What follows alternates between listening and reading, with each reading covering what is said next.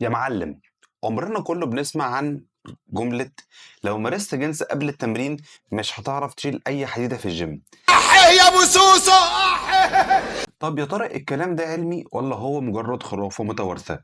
النهاردة هقولك بقى الكلام الصح علشان تقدر تفهم جسمك بطريقة علمية وسهلة وبسيطة، وفي نفس الوقت تعرف تتكيف مع ده.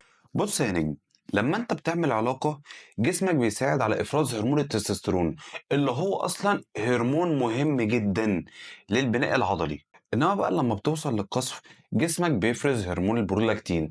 هرمون البرولاكتين ده بيعمل حبة حاجات بسيطة جدا، زي ان انت بيخليك ان انت حاسس بكسل وحبة خمول. زي مثلا لما تبقى اكل اكلة تقيلة ففجأة واحدة تلاقي نفسك ان انت تقلان وان انت عايز تنام.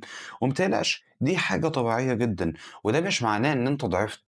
الموضوع ساعتها في الحالة اللي زي دي بيكون أشبه ببطارية موبايل، بدل ما هي مثلا كانت مشحونة مثلا يعني 100%، نزلت 10% وبقت 90%. فالموضوع مش هيبقى ليه التأثير الواو يعني، وده حاجة مش هتأثر عليك في حاجة جامد يعني. يعني مش هي دي الحاجة اللي هتوقع الفورمة يعني، حتى لو لقيت نفسك إن أنت مش في المود وإن أنت تقلان وكسلان، على فكرة يعني ممكن تستنى يوم وتنزل تتمرن تاني عادي.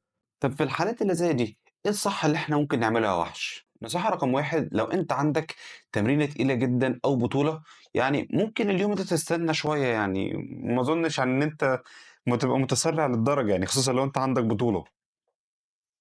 فانت ممكن تاخد اليوم ده راحة من الموضوع ده، وان انت تركز اهم حاجة في الراحة بتاعتك والنوم بتاعك. في ناس بقى ما بيأثرش معاها الموضوع ده في حاجة، فالناس اللي زي دي عادي تقدر تعمل ده وتقدر تعمل ده، يعني مارس حياتك طبيعي جدا. أهم حاجة بقى لو أنت حاسس إن أنت متوتر أو مضغوط في شغلك، فحاول إن أنت تاخد لك راحة من الموضوع ده شوية، أو من سواء من الجنس أو سواء من التمرين. ده حاجة أحسن ليك يعني. زائد أصلا إن هو أصلا ما بيشتغلش أصلا يعني هو مبدئيا أنت موضوع عمره أبدا ما هيشتغل معاك تحت ستريس. لازم تبقى هادي ورايق، لازم تبقى هادي ورايق. إنما لو أنت متوتر أو لو أنت مضغوط هتلاقي الدنيا معاك بلح. العار العار يا كبيصي، العار يا كبيصي يا ولدي، لازم ادويك البندق يا هريدي. بس معلومة كده بس خدها من أخوك الصغير على السريع، الجنس ممكن أحيانا يساعدك على تحسين حالتك النفسية وحالتك المزاجية. لو أنت عندك يعني لو أنت حاسس إن أنت مضغوط أو حاسس بمشاعر سلبية، فأحيانا خلي بالك الموضوع ده ممكن يساعدك ويفرق معاك. وعلى فكرة أنا هنا بقصد الكلام ده للناس المتجوزين، يعني مش غير المتجوزين، عشان بس محدش يفهمني غلط. في خرافة بقى عندنا مصرية بتقولك اوعى تعمل جنس قبل التمرين. دي هبدة، لأن الكلام ده مش علمي خالص ولا حتى عملي. يعني موضوع إن أنت لو مارست الجنس وهتلاقي قوتك راحت، لا، هو الكلام ده يعني ملوش علاقة خالص وليس له أي أساس من الصحة يعني.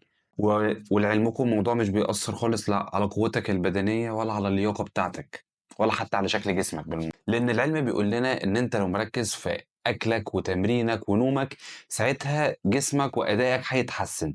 لأن العلاقة زي ما احنا اتفقنا هي حاجة أصلا ساعات ممكن تساعدك على تحسين مودك والحالة المزاجية بتاعتك. الخلاصة بقى يا بطل، الجنس عمره ما هيضعفك في حاجة، ده بل بالعكس. يعني التعب والإرهاق وقلة النوم وإن أنت ما تاكلش كويس، دي حاجة اللي هي ممكن تسبب لك إرهاق وتعب أصلا. لو عندك بقى تمرينة تقيلة خليك مركز إن أنت تعمل اليوم ده يعني في يوم راحة، بحيث إن هو الموضوع ما يسبب لكش قلق أو أي حاجة. لو عجبكم بقى الكلام ما تنساش تعمل لايك وتشترك في القناة. سلام.